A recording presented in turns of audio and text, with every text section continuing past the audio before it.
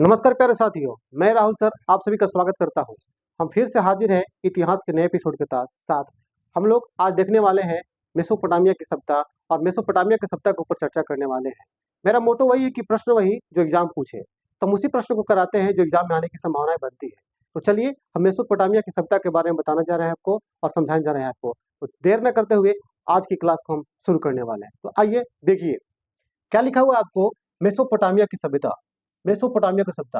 जो मेसोपोटामिया है ना, मेसोपोटामिया, आपको बात किया जाए कि वर्तमान में इसका नाम क्या है, तो मेसोपोटामिया का वर्तमान नाम क्या है, इसका इराक नाम है। ठीक है, इराक है, इराक। और इराक की राजधानी की बात करें तो बगदाद है। क्या है? बगदाद, बगदाद इसकी राजधानी है। ठीक है, बगदाद इसकी राजधानी है। बगदाद टाइग्रिस नदी के किनारे स्थित है। ठीक है, टिग्रिस नदी के किनारे। अगर बात करें कि बगदाद किस नदी के किनारे है, तो हम कहेंगे टिग्रिस। ठीक है, टिग्रिस नदी के किनारे है बगदाद, है ना। तो चलिए हम शुरू करते हैं आज का बड़ा जो है ना, बड़ी महत्वपूर्ण प्रश्न इसमें है। जितना भी प्रश्न लिया गया है सबके सब महत्वपूर्ण है जो एग्जाम में आते हैं। तो चलिए देखिए क्या कहता है, मेसोपोटामिया का इतिहास किसने लिखा। जो मेसोपोटामिया की सभ्यता थी, तो मेसोपोटामिया की सभ्यता का इतिहास लिखा किसने, इसके ऊपर चर्चा करते हैं। तो किसने लिखा, तो बेबीलोन के पुरोहित, बेबीलोन है ना, जहां सिकंदर की क्या हुई थी, मृत्यु हुई थी। यही बेबीलोन में सिकंदर जब भारत से वापस जा रहा था, और जब वापस जा रहा था 326 ईसा पूर्व के अभियान के बाद, तो बेबीलोन में उनकी मृत्यु हो गई थी। ठीक है, तो बेबीलोन के पुरोहित थे जिनका नाम क्या था, बेरोसोस, बेरोसोस, बेरोसोस नाम के एक पुरोहित थे बेबीलोन के। उन्होंने मेसोपोटामिया के इतिहास के बारे में जानकारी दिया और उसको लिखा, लिखने का प्रयास किया। ध्यान दीजिए, आगे मेसोपोटामिया के निवासी का मुख्य व्यवसाय क्या था। तो यहाँ के लोग क्या करते थे, तो मुख्य रूप से यहाँ कृषि किया जाता था। क्या किया जाता था? कृषि किया जाता था। याद रखिएगा, क्या करते थे यहाँ के लोग, तो कृषि करते थे और कृषि कार्य से लगे हुए थे और अपना जीवन जो बिताते थे कृषि करके बिताते थे। क्योंकि प्राचीन समय में ज्यादातर सभ्यताएं हैं वहां पे उनका जीवन का आधार कृषि ही रहा है, और तो कुछ ऐसा था ही नहीं। चलिए आगे क्या है, मेसोपोटामिया के निवासी किसके कपड़े पहनते थे, तो भेड़ की खाल की, किसकी पहनते थे, भेड़ की खाल की कपड़े पहनते थे। तो जो मेसोपोटामिया के लोग थे ना, उस समय उतना वस्त्र फेमस था कहाँ, तो भेड़ के खाल के लोग क्या करते थे, उतार लेते थे और उतारने के बाद उसी से कपड़ा बनाते थे, वस्त्र टाइप के बनाते थे और उसी को पहन लेते थे और डाल लेते थे।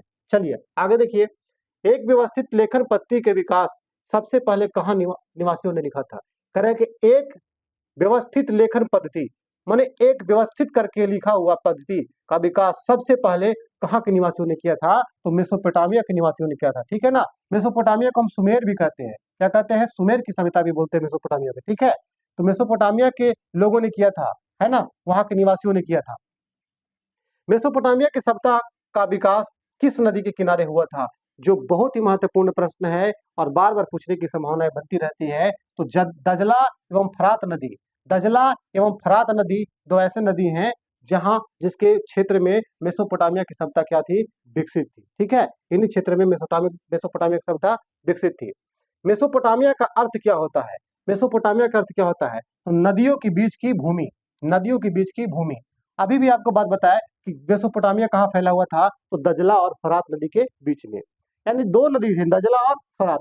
इन्हीं नदियों के बीच में बहुत बड़ा क्षेत्र में इस सभ्यता का विकास हुआ था, मेसोपोटामिया सभ्यता का, या सुमेर की सभ्यता भी कह सकते हैं। क्या कह सकते हैं? सुमेर की सभ्यता भी कह सकते हैं, जिसका विकास हुआ था, है ना। तो मेसोपोटामिया का अर्थ क्या होता है कि दो नदियों के बीच की भूमि को मेसोपोटामिया कहा जाता था। ठीक है, चलिए आगे देखिए, मेसोपोटामिया का आधुनिक नाम क्या है, तो अभी आपको बताया इनका आधुनिक नाम क्या है, इराक है। ठीक है ना, जो इराक वाला क्षेत्र है ना, उसी क्षेत्र में मेसोपोटामिया की सभ्यता विकसित थी। जो आधुनिक समय पर आप इराक के नाम जानते हैं, जिसकी राजधानी बगदाद है ना, वहां आपको मेसोपोटामिया की सभ्यता थी। मेसोपोटामिया सभ्यता का विकास सबसे ज्यादा कहाँ हुआ था, मेसोपोटामिया सभ्यता का विकास सबसे अधिक कहाँ हुआ था, तो सुमेर में हुआ था। कहाँ हुआ था? सुमेर में, सुमेर क्षेत्र में हुआ था। इसीलिए इसको क्या कहते हैं, मेसोपोटामिया को सुमेर की सभ्यता भी कही जाती है। बात समझिए, मेसोपोटामिया की सभ्यता का विकास सबसे ज्यादा कहाँ हुआ था, तो सुमेर वाले क्षेत्र में हुआ था। और इसीलिए हम क्या कहते हैं, मेसोपोटामिया को सुमेर की सभ्यता भी कहते हैं। जैसे कि हड़प्पा सभ्यता की बात करते हैं, सिंधु सभ्यता की बात करते हैं, तो जैसे सिंधु सभ्यता की बात करते थे, था तो सिंधु सभ्यता ही, लेकिन उसका जो प्रमुख स्थल था, जो सबसे पहले खोजा हुआ स्थल था, क्या था? हड़प्पा था, जिसके चलते हम सिंधु सभ्यता को क्या कहते थे, हड़प्पा सभ्यता भी कहते थे। ठीक उसी प्रकार इसका प्रमुख स्थल क्या है, सुमेर है। इसीलिए मेसोपोटामिया की सभ्यता को क्या कहते हैं, सुमेर की सभ्यता को कहते हैं। मेरे दोस्तों, हम समझ रहे हैं कि आपको पूरी बात समझ में आ चुकी होगी। चलिए अब आगे बढ़ते हैं। शीशे का प्रयोग सर्वप्रथम कहाँ हुआ था? शीशे का प्रयोग ध्यान से समझिएगा। शीशा का प्रयोग सबसे पहले कहाँ हुआ था? तो मेसोपोटामिया की सभ्यता में हुआ था। कहाँ हुआ था? मेसोपोटामिया की सभ्यता में हुआ था। ठीक है, मेसोपोटामिया की सभ्यता में सबसे पहले शीशा का प्रयोग किया गया था। ठीक है, सबसे पहले शीशा का प्रयोग कहाँ किया गया था? मेसोपोटामिया की सभ्यता में किया गया था। इस बात को एकदम ध्यान से समझ ले कि शीशा का प्रयोग सबसे पहले कहाँ हुआ था? तो मेसोपोटामिया के सभ्यता में हुआ था। आगे देखिए, पंचांग का आविष्कार कहाँ के निवासियों ने किया था? तो मेसोपोटामिया के निवासियों ने किया था। पंचांग का आविष्कार, पंचांग जानते हो ना भाई, उसी पंचांग का आविष्कार कहाँ के निवासियों ने किया था? तो मेसोपोटामिया के निवासियों ने किया था। ठीक है, उसके बाद है देव मंदिर को मेसोपोटामिया सभ्यता में क्या कहा जाता था? जो देव का मंदिर था, देवताओं का जो मंदिर था, मेसोपोटामिया में क्या कहता था? तो जिगुरत, क्या कहते थे? जिगुरत कहते थे, या कहीं कहीं जिगुरात भी लिखा हुआ मिलता है आपको। ठीक है, तो जिगुरत, जिनको स्वर्ण की पहाड़ी है ना, स्वर्ण की पहाड़ी होता है। जिगुरत क्या क्या होता है? स्वर्ण की पहाड़ी अर्थ होता है। ठीक है, तो जिगुरत कहा जाता था किसको? देव मंदिर को कहा जाता है। तो मेरे प्यारे साथियों, हम उम्मीद करते हैं कि आपको मेसोपोटामिया की बात बिल्कुल समझ में आया होगा। चलिए, और एक सभ्यता है, दो छोटे छोटे सभ्यताएं हैं, सबको इसी वीडियो में हम समेटने का प्रयास कर रहे हैं। चलिए देखिए आगे की बात समझिएगा। आगे क्या है? मिस्र की सभ्यता।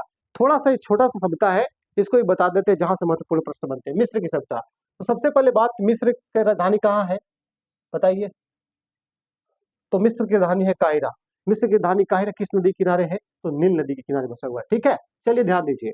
मिस्र की सभ्यता का विकास किस नदी के किनारे हुआ? तो नील नदी के किनारे हुआ। यही नील नदी जो दुनिया का सबसे बड़ा नदी है, दुनिया का सबसे लंबी नदी है। कौन सी नदी? नील नदी है। ठीक है, इसी नील नदी के ऊपर कौन सा बांध बना हुआ है? आसवन बांध है। ठीक है, आसवन बांध है, आसवन बांध है। किस नदी पर है आसवन बांध? तो कहेंगे कि सर नील नदी पर है आसवन बांध। ठीक है, आसवन बांध। ठीक है, आगे है, मिस्र के राजा को क्या कहा जाता था? तो मिस्र के राजा को फराओ कहा जाता था। क्या कहते थे? फराओ कहते थे। ध्यान दीजिएगा, मिस्र के जो राजा हुआ करते थे, वहां जैसे जैसे कहा, रूस में क्या बोलते थे? चार बोलते थे, सम्राट बोलते थे, है ना। अब मिस्र में उसी तरह क्या बोलते थे हम राजा को? फराओ कहा जाता था। ठीक है, फराओ कहा जाता था। अब देखिए बात क्या है कि प्राचीन मिस्र में सबसे बड़ा पिरामिड, पिरामिड, सबसे बड़ा पिरामिड, हालांकि मिस्र को पिरामिडों का देश भी कहा जाता है, याद रखिएगा, मिस्र को पिरामिडों का देश भी कहा जाता है। ठीक है, तो मिस्र का सबसे बड़ा पिरामिड था, वो किसका था और प्लस किसने बनवाया था, ये बात समझिए। तो मिस्र में सबसे बड़ा, दुनिया का सबसे बड़ा पिरामिड का नाम है गीजा, है ना, काहिरा के पास गीजा, काहिरा के पास कौन सा? गीजा का पिरामिड सबसे बड़ा पिरामिड है। ठीक है, जिसको कौन बनाया था? फराओ सियोफ, फराओ सियोफ यानी खुफू, खुफू ने क्या किया था? 2650 ईसा पूर्व में बनवाया था, 2650 ईसा पूर्व में बनवाया था। ठीक है, इसको बनवाया गया था, किसको? गिजा को बनवाया गया था। मिस्र का सबसे बड़ा पिरामिड है। ठीक है, उसके बाद है, मिस्र के निवासियों की सबसे बड़ी उपलब्धि क्या थी? जो मिस्र के निवासी थे, सबसे बड़ी उपलब्धि क्या थी? तो सौर्य पंचांग, सौर्य पंचांग, सौर्य पंचांग होता था ना कि सूर्य के जो प्रकाश आते थे ना, उसी से दिन समय का ज्ञात करना सबसे बड़ा खासियत था उन लोगों का। ठीक है, उसके बाद बात क्या है? पिरामिड क्या है? पिरामिड आखिर है क्या? तो राजाओं का कब्र है। मिस्र के जो बड़े बड़े राजाएं हुआ करती थी, जिनकी हस्तियां बहुत ज्यादा हुआ करती थी, ऐसे राजाओं को जब दफनाया जाता था तो उसी कब्र को हम लोग क्या करते थे? पिरामिड कहते थे। ठीक है, तो मिस्र के राजाओं को जो कब्र होता था उनको हम लोग पिरामिड कहते हैं। ठीक है, इस बात को समझ लीजिएगा। विश्व में सर्वप्रथम विधि संहिता बनने वाला देश, विधि संहिता, विधि संहिता यानी विधि का किताब संहिता बनाने वाला देश कौन सा था? तो कहा गया हम्मुराबी। बनाने वाला कौन था? सॉरी, देश का बात नहीं कर रहा है, व्यक्ति का नाम कौन था? तो हम्मुराबी था। ठीक है, हम्मुराबी ने बनाया था। विश्व में सर्वप्रथम विधि संहिता बनाने वाला कौन था? तो हम्मुराबी था। ठीक है, नाम क्या है? हम्मुराबी, हम्मुराबी विश्व के सबसे प्रथम संहिता बनाने वाला व्यक्ति। ठीक है, चलिए एक और छोटी सभ्यता है जिसका नाम है चीन की सभ्यता, इसके बारे में भी चर्चा कर ही लेते हैं तो अच्छा होगा मेरे दोस्तों। देखिए, चीन का पंचांग किन किन गणनाओं को मिलाकर बनाया गया था? चीन का पंचांग किन किन गणनाओं को मिलाकर बनाया गया था? तो सौर चंद्र गणना, सौर चंद्र गणना, याद रखिएगा, पंचांग वही जो तिथि बताए, पंचांग वही जो तिथि बताए। तो तिथि बताने वाले को दिन बताने वाले, जैसे हम लोग करते हैं ना, पंचांग देखते हैं, ठाकुर प्रसाद देखते हैं, ये वो देखते हैं, शक संवत विक्रम संवत करते हैं, वही बात इसमें भी है कि सौर्य और चंद्र गणनाओं पर आधारित था।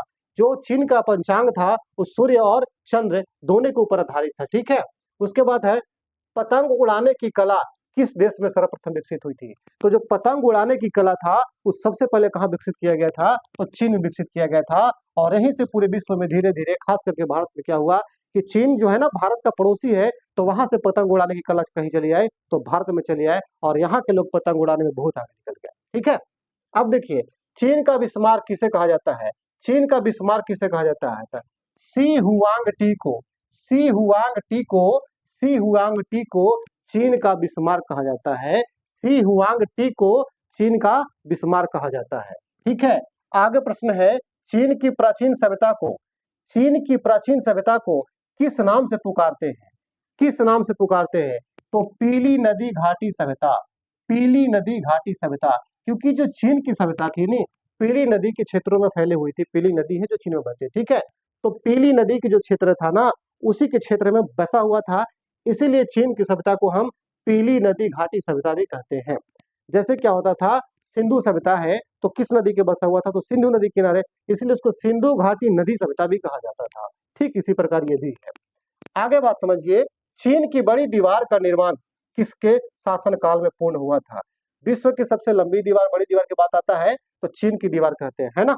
तो सी आंग टी ने किया था। कौन किया था? सी आंग टी ने चीन की सबसे बड़ी दीवार का निर्माण करवाया, तो मैंने उन्हीं के शासनकाल में किया गया था। ठीक है ना, सी आंग टी के शासनकाल में पूर्ण किया गया था। सी आंग टी के शासनकाल में पूर्ण किया था, चीन की लंबी दीवार का कार्य पूरा किया गया था। ठीक है, चीन की सभ्यता का विकास किस नदी के किनारे हुआ था? तो हांगहो नदी, हांगहो नदी किस नदी के किनारे? हांगहो नदी के किनारे हुआ था। ठीक है, हांगहो नदी के किनारे चीन की सभ्यता का विकास हुआ था सबसे अधिक, लेकिन उसी समय पीली नदी का भी चर्चा आता है। ठीक है, प्राचीन चीनियों चीनियों की सबसे लोकप्रिय प्रथा किसकी पूजा थी? जो प्राचीन चीनी थे, जो पहले के चीनी थे, प्राचीन काल के चीनी थे, उनकी सबसे लोकप्रिय प्रथा किसकी पूजा करने की थी? किसकी पूजा करने की थी? तो बताइए, पूर्वजों के, जो उनके पूर्वज होते थे उन्हीं का पूजा किया करते थे, अपने पूर्वजों की पूजा किया करते थे, उपासना किया करते थे। कहाँ के लोग? चीन के लोग किया करते थे। तो मेरे प्यारे साथियों, मेरे दोस्तों, आप सबको बता दें कि हम इतिहास के क्लास एक एक करके जो प्राचीन इतिहास के हैं एक एक करके आपको बता रहे हैं, ताकि आपको यहाँ से बहुत हेल्पफुल हो सके। परीक्षा में काफी हद तक आपको यहाँ से प्रश्न पूछा जाता है। अगर आएगा, इन सारे चीजों से प्रश्न आएगा तो यहीं से आएगा, इससे बाहर आने की बात नहीं है। सारे प्रश्न चुन चुन के लाया जाता है। ठीक है, तो अगर वीडियो अच्छा लगता है तो वीडियो लोगों के पास शेयर भी कर दीजिएगा, और चैनल पर नए होंगे तो सब्सक्राइब कर दीजिएगा, लाइक कर दीजिएगा, और बेल आइकन को जरूर प्रेस कीजिएगा, ताकि जब भी वीडियो डालेंगे तो नोटिफिकेशन आप तक पहुंचेगा और आपको दोबारा वीडियो देखने का मौका मिलेगा। ठीक है, तो मेरे प्यारे साथियों, बस इतना ही कहकर हम इस वीडियो से लेते हैं विदा, और फिर मिलते हैं अगले वीडियो में। तब तक के लिए जय हिंद।